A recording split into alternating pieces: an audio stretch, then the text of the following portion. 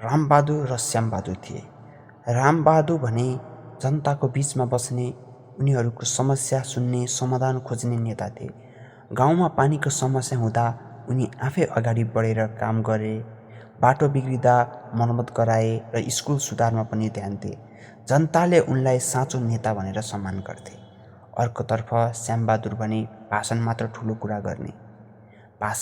ठुलो कुरा गर्ने, तर काम शून्य थियो। चुनाव आउँदा गाउँमा देखिने, बाचा गर्ने र फेरि पुरा नगर्ने। उनले आफ्नो फाइदाको लागि मात्र राजनीति गर्थे। समय बित्दै गइसकेपछि चुनाव आयो। जनताले रामबहादुरको कामलाई सम्झे र रामबहादुरलाई जिताए, श्यामबहादुरलाई भने हराए।